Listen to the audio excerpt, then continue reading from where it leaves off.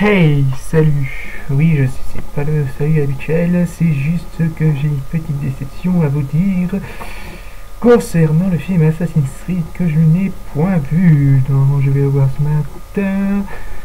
Mais vu qu'il y a un problème de rétroprojecteur, vous aurez droit uniquement qu'à la critique de Rogue One, uniquement. Hein. C'est vrai que j'ai tout de même assez déception parce que j'étais dégoûté quand il y a un problème de rétroprojecteur. Vous aurez donc ma critique sur Assassin's Creed, le film d'ici dimanche ou lundi ou mardi, je ne sais pas. C'est pour ça que je vous invite très sérieusement sur la page Facebook de l'émission que je mettrai en lien dans la description, dans les commentaires. Oui, ça sera dans les commentaires pour que tout le monde le voit. Allez-y, comme ça vous aurez un peu plus de détails sur la véritable date de la critique d'Assassin's Creed. En tout cas, je vous laisse et nous allons commencer la critique par Rogue One. Bon Dieu, ce film! Oh, ça fait du bien! On va commencer tout d'abord par le casting, hein, donc c'est réalisé par Gareth Edwards, à qui on doit Godzilla, celui-là de la version de 2014, qui est assez, on va dire, assez potable, qui est assez cool. Ensuite, nous avons la délicieuse et charmante Felicity Jones, qui joue le rôle, bien sûr, de Jyn Erso. Nous avons aussi l'excellent Mads Mikkelsen. Aussi, nous avons le méchant principal interprété par Ben Mendelsohn et Dark Vador. Donc, Rogue One, de quoi ça parle? Il se passe entre le 3 et le 4, c'est-à-dire comment les rebelles ont récupéré les plans de l'étoile noire ou l'étoile de la mort, ça dépend de ce que vous direz. Voilà, c'est tout. Donc nous allons commencer par les points positifs, on va dire, car il y en a beaucoup de points positifs et c'était assez galère pour trouver des points négatifs, même si j'en ai trouvé un très gros point noir. Bon, commençons par le point positif qui m'a semblé le plus logique, la réalisation. Bordel! La réalisation de Gareth Edwards sur le Gigantine, c'est... Vous en prenez une claque à chaque gueule. Enfin, une claque. Mais vraiment une claque phénoménale. Oh, et la mise en scène. Tu me fais plaisir, Gareth Edwards. Et franchement, bravo. Bravo à toi. C'est vraiment, il y a vraiment de bonnes idées. On est vraiment dans... C'est vraiment bien montré, bien fichu. Franchement, bravo. Ensuite, le scénario, donc on va dire simple dans sa construction, on se prend pas beaucoup la tête. Ensuite, qu'est-ce qu'on pourrait dire? Attendez que je trouve mes notes.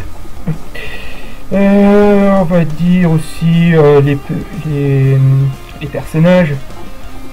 Les personnages qui ont un peu de mal à se développer au début, mais après on s'attache très rapidement à eux, quoi. On s'attache tout au long du deuxième acte, je crois, sinon on s'attache davantage aux personnages, avec un jeu d'acteur époustouflant, on peut dire que franchement il est bien géré. Ensuite, les effets spéciaux, franchement rien à dire, c'est Star Wars, c'est vraiment bien fait et excellent. C'est vraiment rien à dire là-dessus. Ensuite, quelques easter eggs assez sympathiques, seulement de quelques secondes. Qu'est-ce que je pourrais citer sans trop... un petit easter egg de R2D2 et C3PO, qui sont là au passage, plus qu'à peine quelques secondes. C'est vraiment pas trop augmenté sur le fan service, c'est déjà pas mal. Ensuite, qu'est-ce qu'on pourrait dire d'autre? La musique. Franchement, la musique fait bien le taf. Fait bien le taf, oui, j'allais dire. Sur certains thèmes, par exemple le thème de Jyn, qui est vraiment assez marquant. Mais ce qui est tout de même assez négatif, c'est que la musique... Oh, ça manque un peu de... Pardon, excusez-moi, ça m'a été communiqué. Qui manque un peu de... Ah, de pep, de... Enfin, si, il y a du... Mais, comment dire, pas assez vraiment marquant, quoi, de... Comment on peut dire ça? Pas assez vraiment épique pour que, voilà, c'est... on est vraiment de... On est obligé de s'en rappeler des scènes pour dire, ah oui, c'est dans cette scène que... Ah oui, et puis la musique, enfin... La musique reste tout de même assez discrète, hein, donc sur certains moments, mais parfois ça va, c'est pas non plus une catastrophe. Ensuite, sur la modélisation des personnages, hein, de certains personnages,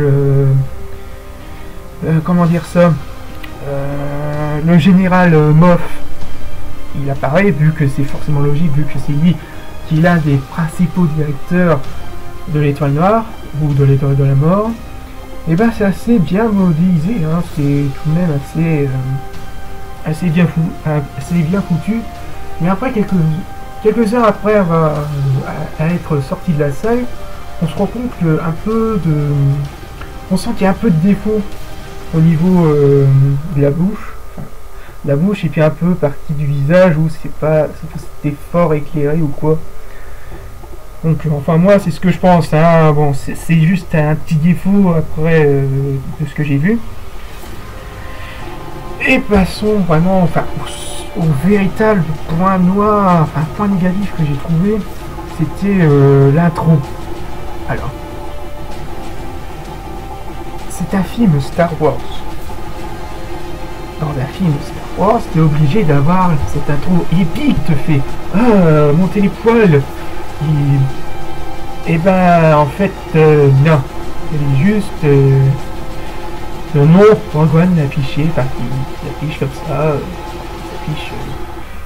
Aïe aïe aïe aïe aïe, même moi je peux le faire comme intro quoi. C'est, vous voyez quand ça commence, enfin quand le titre se dévoile comme ça, Star Wars, voilà. Vous remplacez ça par juste Rogue One avec la police d'écriture que je mets pour les épisodes de One Sabrati et puis les autres, enfin les autres Star Wars que j'ai fait sur... Et tranquille, c'est tout.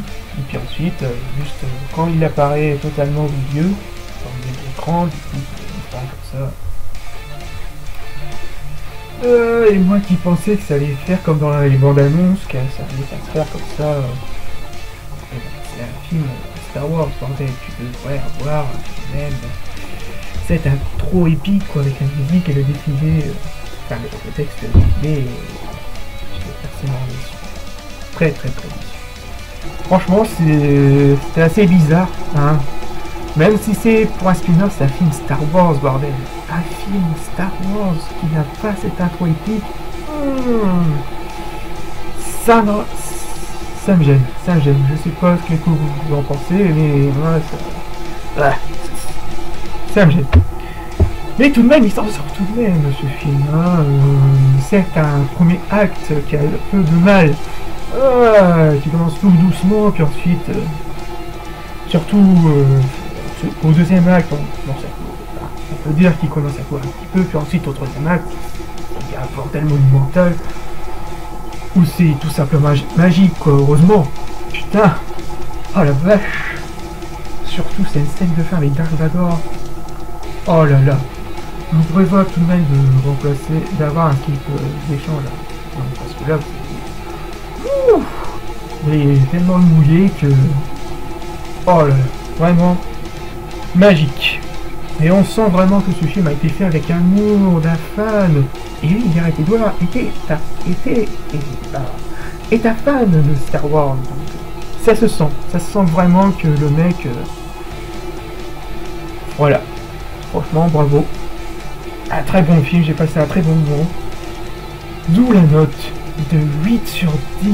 Et oui, 8 sur 10 qui mérite largement. Largement. Donc voilà, sur ce, je vous laisse. Et n'oubliez pas que le côté obscur vous guide. Peace.